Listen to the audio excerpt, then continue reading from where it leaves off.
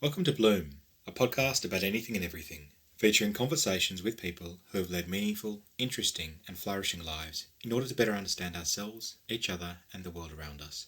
My name is Nick, and today I'm lucky to be joined by Professor Gillian Triggs, who became best known to the Australian public through her service as President of the Australian Human Rights Commission between 2012 and 2017, which saw her involved in and influencing some of the major social, political, and human rights issues of the day. Prior to this, while working as a public international lawyer and academic, Gillian enjoyed a diverse and distinguished career in the law, both in Australia and internationally, working with Mellison Stephen Jacks, serving as Dean of the Faculty of Law at the University of Sydney, and as Director of the British Institute for International and Comparative Law. Gillian was recently appointed as Assistant High Commissioner for Protection at the Office of the United Nations High Commissioner for Refugees, a role based in Geneva, Switzerland. So, Gillian, thank you so much for being here today and congratulations on your recent appointment. Thank you. It's a real pleasure to talk to you. So, you published your memoir Speaking Up in October 2018, and it's a unique fusion of your personal story, your time as President of the Australian Human Rights Commission, and an analysis of major political and social issues. I found the opening chapter really instructive in framing some of your early influences, from being born not only in wartime London, but also in the wake of the bombings in Hiroshima and Nagasaki, your parents both serving in the armed forces against Nazi Germany, and your early experiences as a migrant to Australia. I suppose in retrospect it seems inevitable that your career would have come to a revolve around public international law, human rights advocacy and diplomacy. Can you reflect on some of these broader influences and defining moments of your life so far? I think it's one of the interesting aspects of getting a little older that you can start to reflect back on the past and realise that things that perhaps you didn't see at the time as being particularly important have actually assumed an enormously important role in how your life sort of takes its direction. And for me, obviously growing up in London after the Hiroshima, Nagasaki bombings, the end of the war, my parents being in the army and the navy, and living in the poverty and destruction of London, the horrors of London, and growing up there for the first few years. And then coming suddenly, my parents decided that they were going into the light to Australia and decided to become migrants. And I was wrenched from being a professional ballet dancer to leaving Australia when I was 12. But coming through the Suez Canal probably was one of the most eye-opening experiences of my life, because I'd come from a very protected world in terrace house in North London. My ballet, I was at a local convent, led a wonderful life. Suddenly I'm seeing that people my age in Yemen, where there's still civil war, there was civil war then in 1958, but a young girl my age was living in abject poverty, discrimination, with virtually no future and no education. It opened my eyes to the realities of the world that I was living in. And so I think when I look back now, from my seventh decade, I realised that those things really did inform my education and how I developed my life. Yeah. And can you speak a bit about why you named the book Speaking Up, and in particular why you named the opening chapter Finding My Voice, perhaps reflecting on the reference you made to Homer's The Odyssey in chapter 2? Well, I think that women, and I observed that women have been passive, that they have to a high degree been willing to stand behind men. They're not inclined to speak and articulate their concerns, and very often they lack confidence in the public arena. And I found that when I was really quite young, I learned the power of the voice, and I learned how to give a speech, and I learned how to engage an audience. And they're skills that I think have helped me all my life.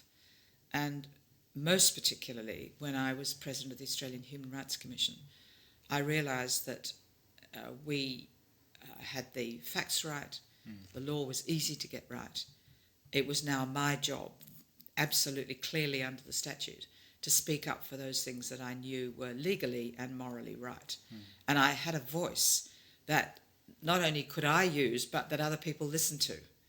And even if some of that meant that I attracted the ire of the Murdoch press and News Corp, and of course the Prime Ministers of the day and Attorney General, I really was so strong in knowing that what I was doing was right and legally correct and the facts were right, that it gave me an opportunity really for the first time in my life to not only have a voice within the small world I operated in, but to have a voice in a much bigger canvas, in a much bigger world. Yeah. And I saw the power of using that voice. And you bring a lot of people, you can bring a lot of people with you. And so when I came to writing this book about my 5 years as president of the Commission, I thought, well, really the title, what I was really trying to say is, speak up for what you know is right. Now, you may not agree with everything I'm saying. I'm quite sure a lot of people don't. But that's not the point. I'd just like people to speak up about what they know to be right and be part of the democratic system in the way in which it was always intended, rather than allowing far too many people to speak up for you. And there's a really interesting kind of flip to that whole notion of speaking up, which is, I suppose, not speaking up and what the costs are when you don't speak out against things which you perceive to be unjust or unfair. That's quite right. And the people I try to speak to everybody, but the people that I find I'm particularly resonating with are people of my age. In other words, the World Economic Forum's Gender Index says Australian women and girls are number one in the world for education. My generation, when I was at university in the 60s, we are probably the best educated group of women ever in the history, globally, but certainly of Australia.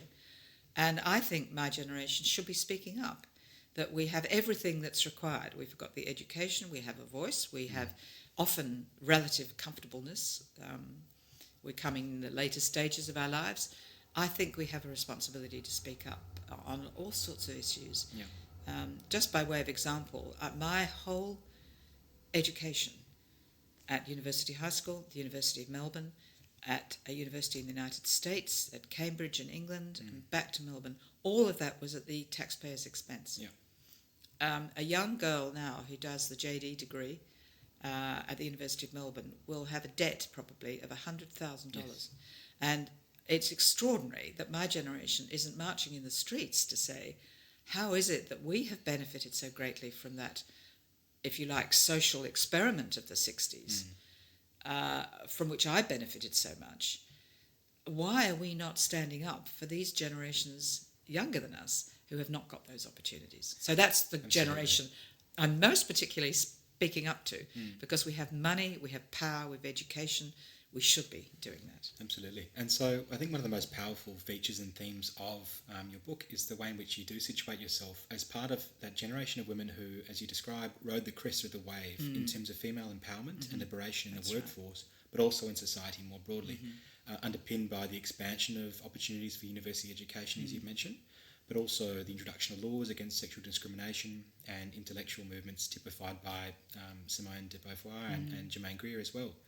So your book's peppered with those wonderful nostalgic anecdotes from your time at the University of Melbourne, such as drinking rosé at Jimmy Watson's wine bar, which many would be familiar with. But what was your outlook on life and work like as a young woman in the 1960s? Well, it was, as you say, I use the phrase riding the crest of a sort of an opportunistic wave. I mean, when I was at law school, it was never suggested that we wouldn't get a job.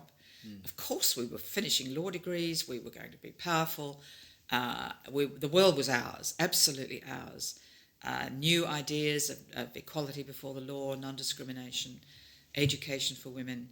I couldn't have been in a more optimistic environment, and we benefited from it. It was a very exciting time.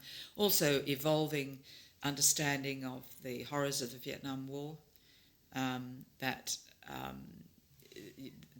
we ought not to be involved in that, losing lives. And many young men that I was at university with doing law were selected into the draft. Of course, the 6-Day War occurred in Israel, and young men from my year at law school were leaving as Jews to go off to Israel.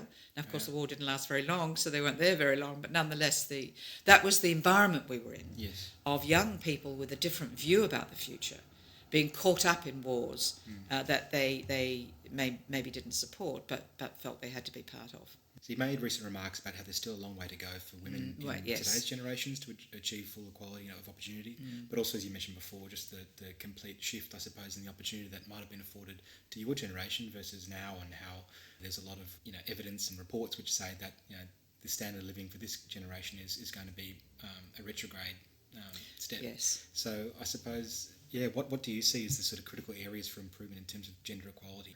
Well, that's been the extraordinary realisation that here we are in the second decade of the 21st century, and I'm now giving speeches and being asked to talk about the regressive position of women. But it's true generally. It's not only a gendered question, but as we've begun to talk about the opportunities that were seen for women in the 60s, why, 55 years later, are we observing such a retrograde environment? So although I mentioned the World Economic Forum's Gender Index, we're number one for education, we're 103rd for health access. We're 46th for economic engagement. Without going into that in too much detail, women now retire on 46% of men's superannuation. Yeah. We are accepting fractional, flexible, casualised contracts, and we've simply declined. Instead of reaching our full potential in the workforce, we've not done it. And that's led to extraordinary statistics that the fastest growing group of homelessness in Australia is women over 55. And that is largely due to, firstly, domestic violence, and secondly, poverty. And no one could really have imagined that in the 60s that's where we would be, that my generation. But speaking more broadly, a young girl these days does not have the expectations of the ability to meet her potential and indeed to do as well financially as my generation. And I think we've got to look hard and long at this. But what are the immediate issues? Homelessness, domestic violence, poverty, but also marginalisation in the workforce, that we should be much more engaged than we are. We're something like 77th in the world for political engagement at senior levels. And that's not surprising when you look at our current political environment. Who could have possibly have imagined that? So we're a long way from achieving equality. And I think many of the things that I'm talking about apply to men as well in some cases. It's not only a gendered issue, so I do want to be careful in saying that. I don't only see this as women. I think men have also suffered in various ways, although overwhelmingly it's been women going into poverty. I see homeless men around here all the time. The women's issue in homelessness is very different. It's much more easily covered up. It's the mother calling the son to say, "Can I sleep on your sofa?" Even though you've got 3 children and you're struggling. Whereas men tend to be literally on the streets, and that's very painful to see. What would your advice be to young women about living happy, flourishing and meaningful life in the face of all these quite, sobering and even sort of depressing statistics and broad societal trends? Well, I think one is to be alert to what's happening to them. I think it's been incredibly dangerous for women to be accepting these casualised, fractional positions. They've been lulled into what I think is absolute nonsense, the balance of life and quality of life issues. I think by accepting this, they've actually stepped off the ladders. They don't build the superannuation. They don't build the financial background. My advice to them will be from a very, once you're in that workforce, you build that workforce commitment and you stay in it. My observation has been that women will take fractionalised positions but work, in effect, full-time and get half the salary. And they've done it for all sorts of personal reasons. But I would say, just as a first step, there are so many things, but the first step is when you get that job, you work on it full-time and you develop your own security within the job market. But take opportunities.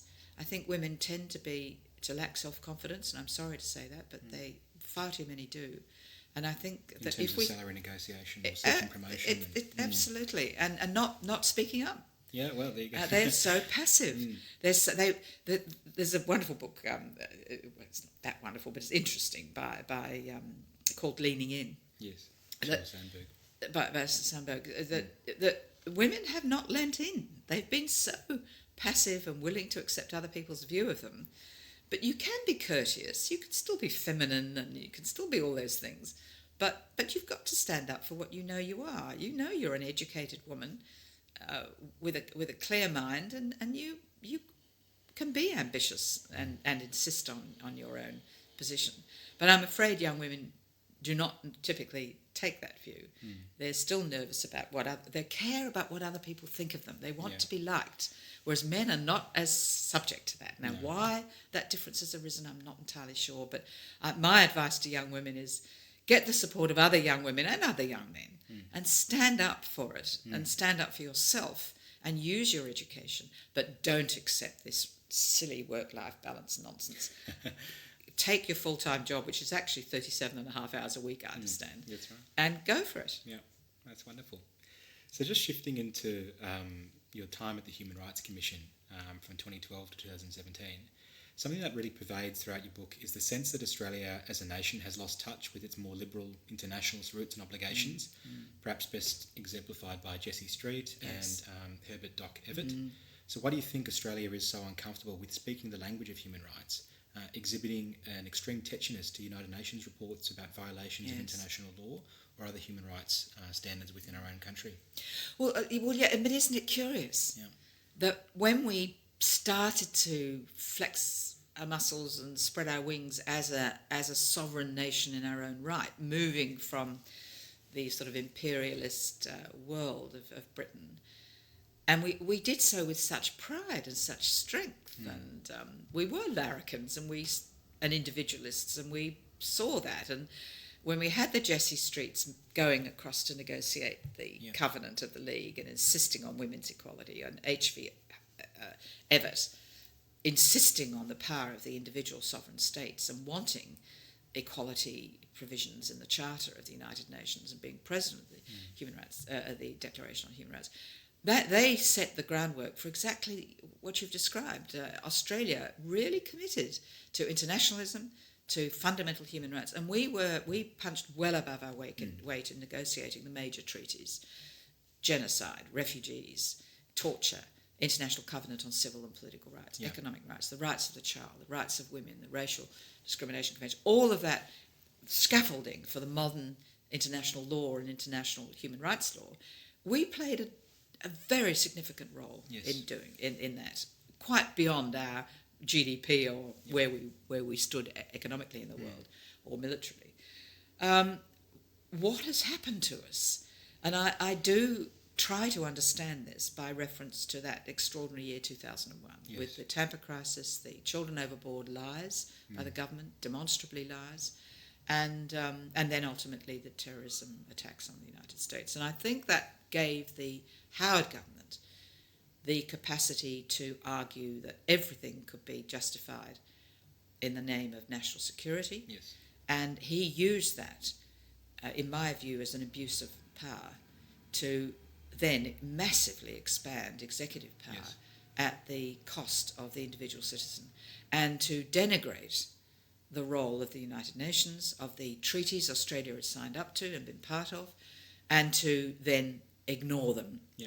And I think the number is something like, before the Human Rights Committee, for example, 44 or 45 recommendations to the Australian government that have been simply ignored out of hand. I think one or two have been accepted for very particular domestic political reasons, but otherwise we have that Abbott statement: we will not be lectured to by the United Nations. So we've had a complete transformation from when we were right in there with the UN, forming it, drafting the treaties, to a Prime Minister like Mr Abbott, who says, we won't be lectured to by the UN, we will ignore all of those commitments that we've made in the past. And that has led to a conflation of national security with anti-Islamic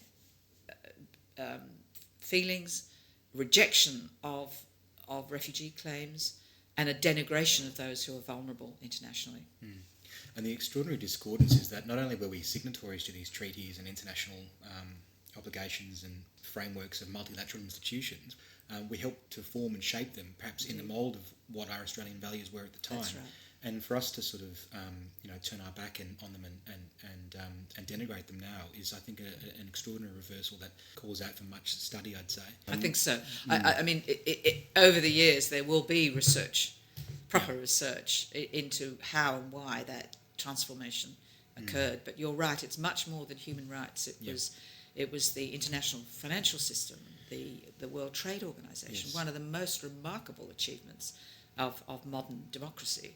And we're now finding these things are being overturned as we retreat into national populism and jingoism. Mm. One of the features I found most compelling in Speaking Up was the way in which you interweave your own personal encounters and stories with those you connected with during your time at the Human Rights Commission with broader treatises and reflections on contemporary legal, political and human rights issues. So thinking back across your 5 years at the Commission and the profound and diverse exposure to Australia and humanity at large that gave you, what are some personal stories or encounters that most moved you and shaped you as a person? Well, when I first started to write this book, I was very much, concerned with the legal and constitutional problems that Australia doesn't have a Charter of Rights. We haven't got the legislation that we need. Our courts have become powerless for various reasons. Why has that happened? Because that impeded me in my ability to do my job at the Human Rights Commission. Yep. So that's why I started to write the book, and of course to pick up the theme of Speaking Up. But the publisher, the wonderful Louise Adler from Melbourne University Publishing, said, this legal stuff is fine, Gillian, but we want the personal stories. People want to know what happened and how you felt. Yeah. And so I went back to the drawing boards and started to read. I'm putting in the personal anecdotes, but let me say that there were many, of course, that I remember, but I think in particular were my 3 visits to Christmas Island, where there were so many children that the government hadn't even counted them. I asked Scott Morrison how many children had been born on Christmas Island, and his answer was that he didn't have the biodata on that. I mean, it was a disgraceful answer. But in particular, I met a 12-year-old girl who sort of hung around me for a while as I was moving across the island and the various compounds in which these people are trapped in the heat, in concrete, behind barbed wire. I mean, it was simply appalling. But there she was, this bright-eyed, obviously intelligent 12-year-old. And finally she got my attention and proceeded to tell me the story that she'd been on the island for more than 12 months. She'd come from South Sudan, where her parents had been murdered and killed, her brothers and sisters killed. But an aunt from Kenya who had a bit of money managed to get this little girl out through people smuggling. And she came through the seas, terrified of sharks, terrified of the water, finally picked up by Australian Coast Guards, thank goodness, and rescued effectively by Australians in the best of traditions in maritime safety. Yeah. She was brought to Christmas Island and she was there for more than 12 months. And she told me her story about how she'd come, how her father had been put in a sack by rebels and left on a road to be run over by trucks. I mean, appalling stories. Losing her entire family. She was completely composed as she told me the story, remarkable in itself. But then she burst into tears when she said, I've been on Christmas Island for 12 months, more than 12 months, without any schooling or education at all. And I realised then that she understood that if she couldn't get an education, her future capacity to develop her capacities, her rise to her possible limits, were being stymied at this incredible age of 12. She understood that deeply. And I found myself being, in tears listening to her story. And one of the most important things that we recommended on that first visit to Christmas Island was, if whatever else they do, they must provide education for these children. And do you know the government refused to do so? Yeah. But what happened, and this is something I learned about Australia, was that the Catholic Education Commission in Western Australia, which of course is the closest to Christmas Island, ultimately agreed that they would provide some form of rudimentary education to these children. Yeah. Now, of course, within a couple of years of that, or 18 months of that, all the children were removed from Christmas Island and she came to Australia. But I think that single story demonstrated to me not only the refusal to comply with fundamental principles of human rights law to children, but the spitefulness and the maliciousness of the Australian government policy was beyond belief, and I could not believe that my own country would fall to those depths. And it has obvious echoes to your own migration story as well, coming through. Yes, indeed. I was the same age as her. I was 12. Really? Okay. Wow. I was exactly the same age. But isn't that extraordinary? Because you think by the arbitrary nature of citizenship or where you were coming from, you had this sort of, a Londoner, Australian government wanted, British people, my parents were business people. We were going to be good migrants, and I think we were good migrants. The happen chance of her life in South Sudan and civil war gave her nothing, no hope. No. Now, ultimately, she did get that hope. Yeah. But the horror of those policies at that time was overwhelming. And you can imagine the possibility that unfolded in your life, and you're heading off to Geneva soon, to the United Nations, but to think that any possibilities for her total flourishing might be denied to her because of that mandatory detention laws. Was mandatory, indefinite detention laws, completely contrary. I might use this opportunity to say, not contrary to sort of what people might see as left-wing radical views of the General Assembly, but that is in the middle of the Magna Carta more than 800 years ago. No person may be detained arbitrarily without charge or trial by their peers. Yes. She never had the opportunity for anybody, any court, any judicial process to determine her incarceration. And so it might be a nice segue to probably the most one of the most defining moments of your time at the Commission, the publication of the Forgotten Children Report, which was a 300-page report detailing the impact of mandatory indefinite detention on asylum seeker children. So for our listeners, could you summarise sort of what the report found, why it was so groundbreaking, and perhaps what the impact of the report has been domestically and internationally since then?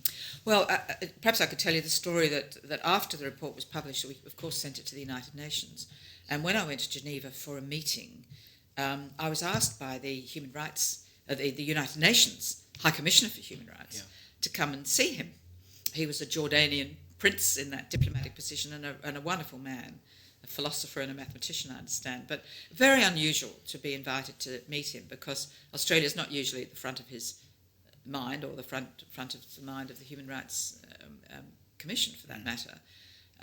So normally they wouldn't sort of spend their time speaking to people like me. They'd be talking to Africa or China or other parts of the world where there were egregious breaches of human rights. So I was surprised to get it, but when I went to see him, he was just glowing in his review of the Forgotten Children's Report.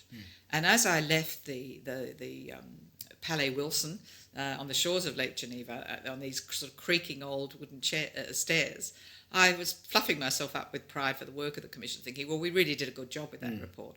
But then as I came down the stairs, I thought, how ridiculous. He was making the point that never in the history of the United Nations have they ever received a report that gave the medical and scientific data on the impact of indefinite mandatory detention on 1,100 children. And I thought, of course they were pleased to get it because never seen anything like it. There's no parallel. There was no parallel. There'd never been anything like it in the history of the United Nations. They've never had a report like that. So that really brought me back down to earth when I realised just the magnitude of this problem in Australia. But to go back to your original question, we embarked on this with 1,100 children in detention, and there was no movement. The Abbott government was not moving these children at all. They'd been there for then more than a year and a half, and he was showing no indication of moving them anywhere. So that's why we embarked on the report. Controversial though it was, because it was seen as politically biased, which was nonsense, but we'll put that to one side. What I did was to bring medical officers with us, all pro bono, psychiatrists, paediatricians, general practitioners, social workers, with us on each one of these and sometimes repeated visits to the worst of the detention centres, Christmas Island and on the Australian mainland. I couldn't go to Nauru or Manus because the government wouldn't let us. Really? There were no children on Nauru. On Manus, no, but there were children on Nauru, but the government wouldn't let me go.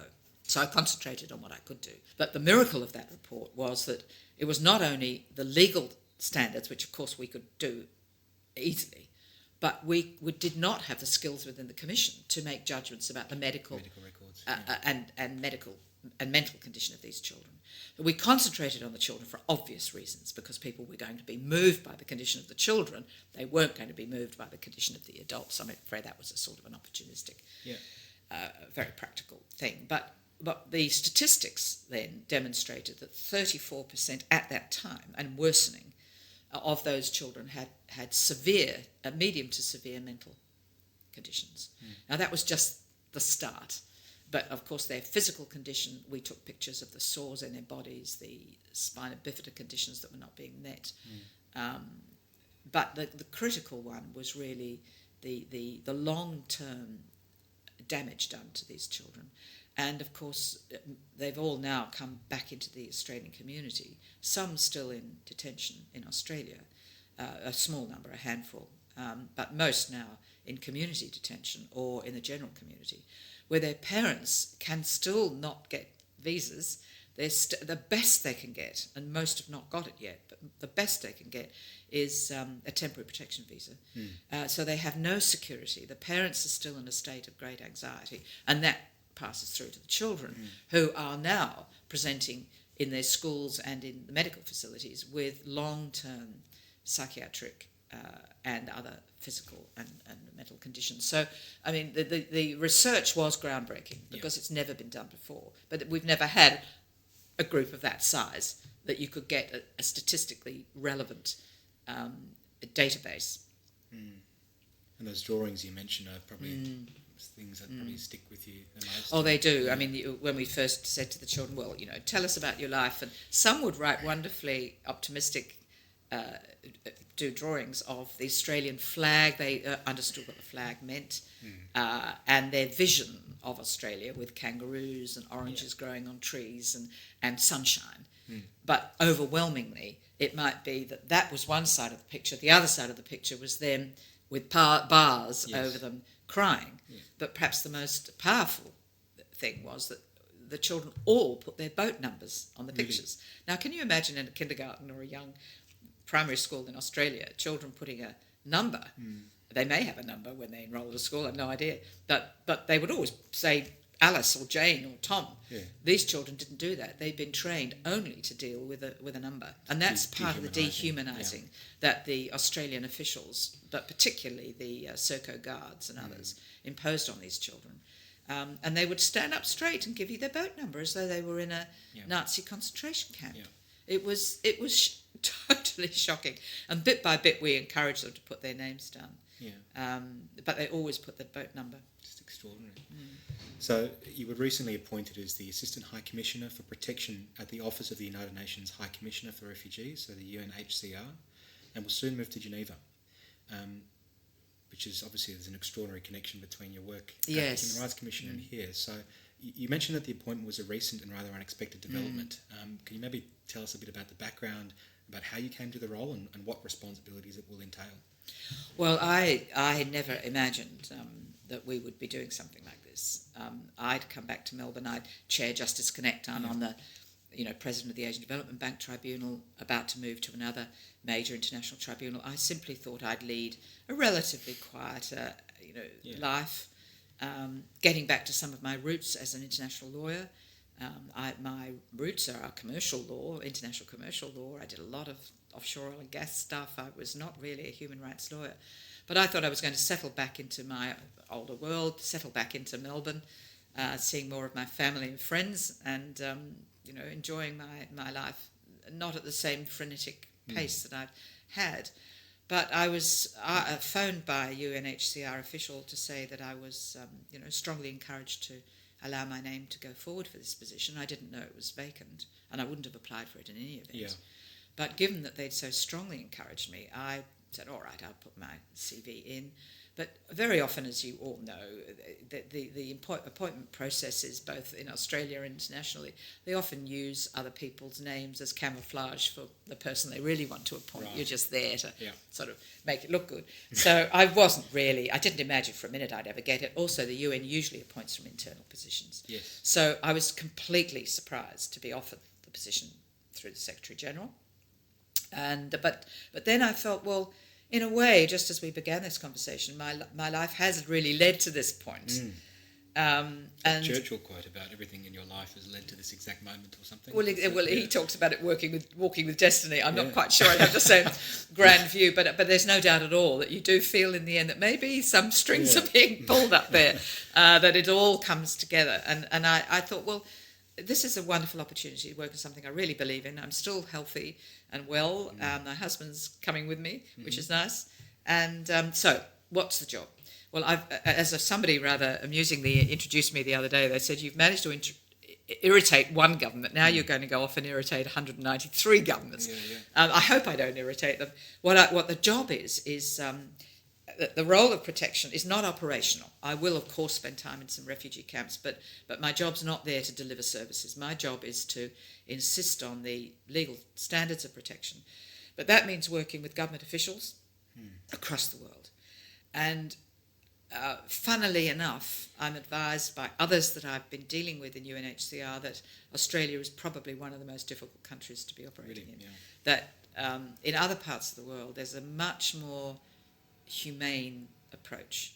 One of the biggest challenges is not the kind of rhetoric we get in Australia. One of the biggest challenges is actually asking governments to ensure safe passage so that displaced people and refugees can go back to their homes. And many, many governments want to support that program. So I'm optimistic about this, although certainly daunted by the huge numbers. They're unprecedented. The UN is estimating now nearly 72 million people in the world are displaced within their own country or refugees. So you are coming into the role at a really critical time, as you've just mentioned, in terms of the scale of the global refugee crisis. But also there are other kind of environmental factors or political factors around you, with the resurgence of anti-immigration sentiments by President Donald Trump, Brexit and its rebuke of the open borders model in the EU, and the migration crisis in the Mediterranean, whose figures far eclipse those in Australia as well, in terms of being upwards to nearly 200,000 people. But so could you maybe provide a bit of a survey of the current crisis as it stands, and the diplomatic and political challenges that That's right. the climate... Well, look, it's an unprecedented challenge. Yeah. The one that you didn't mention that I think is relevant, particularly for our area, is now certainly 1 million Rohingya have moved from Myanmar to Bangladesh. So there they are on the border in Bangladesh, in one of the poorest countries in the world, and yet the Bangladeshis have offered their hospitality and trying to get clean water, education for the children, medical care. The NGOs, charitable groups are working there, but a huge political problem where they're stateless, so they have no right of return to any country because they don't have statehood. And as we know, Australia is even adding to that problem with stripping nationality and leaving people with the state, contrary to the Statelessness Convention, of course. And Myanmar has been doing that, or never granting nationality in the first place. So that's a huge problem. But then you've got countries, again, I think the poorest country in the world, Mali, hosting hundreds of thousands of displaced people and refugees as a safe sanctuary. South Sudan, where civil war rages. The Yemen, where citizens are being starved to death. These are huge problems, and that doesn't get us anywhere near the Middle East and Syria and the continuing problems of Palestinians displaced. So they are huge global problems, which will possibly or probably will be exacerbated by the effects of global climate change. Yeah, and I suppose it's powerful symbolically to have a representative in your position now from the Asia Pacific, and perhaps someone outside of the UN as well.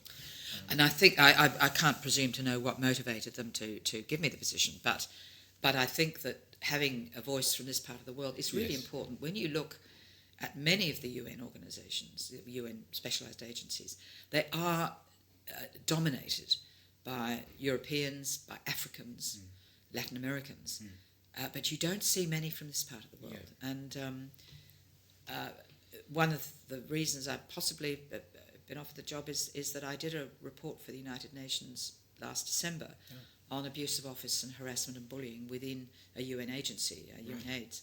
And I suspect they quite like a fairly direct Australian voice. I don't know that, but I was, just as with the children's report, prepared to call a spade a shovel, and prepared to call things out when the evidence is there to support it. And I think that when you look at a lot of UN reports, the language is careful and elegant and a little oblique, whereas I don't do that. And I think maybe they think it's time for a bit of plain speaking.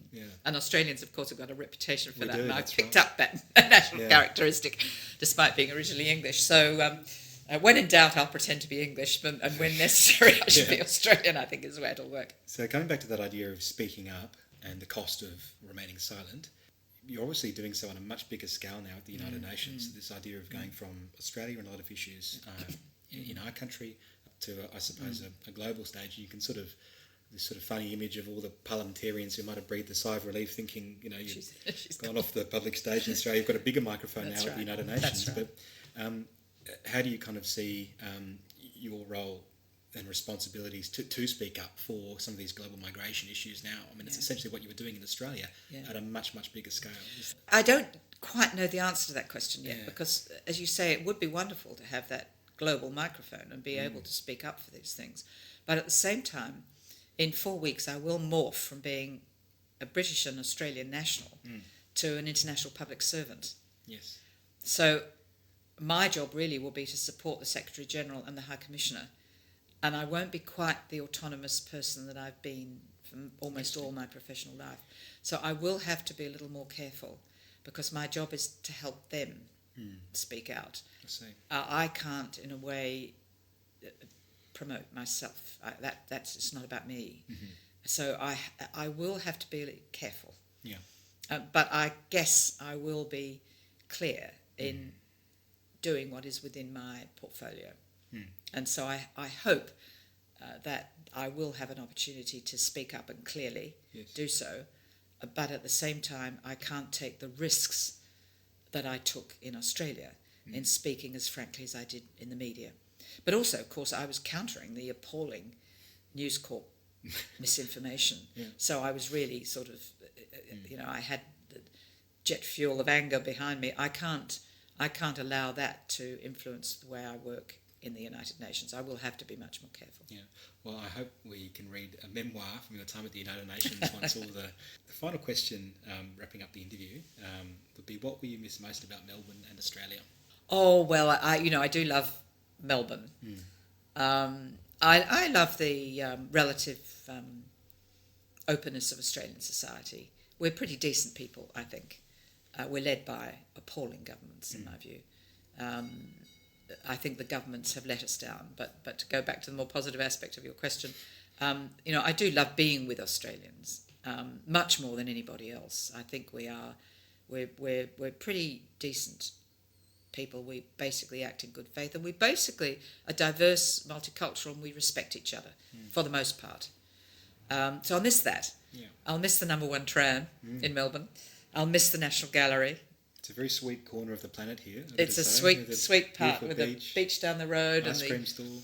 the ice cream, Jock's ice cream opposite. A beautiful community here in Albert Park. And I will miss the cultural life. But I miss the city. I'm a city person. I love the city, and I love being able to walk through the parks and eat well. But also in a pretty egalitarian city that tries to be. It doesn't always succeed, but it is a country and a city that aspires to egalitarian diversity, and we struggle to get there. But I think for most Australians that's what we want. That's what we aspire to. So I will miss that, and I think Switzerland is a very different place. And I love the cold, so that's not a problem. But I will miss the open freedom, the relaxation of Australians, and the fact that we basically like each other and act in good faith. Brilliant. Professor Gillian Triggs, thank you so much for your time today. It's a real pleasure talking to you, Nick. Thank you very much. Thank you.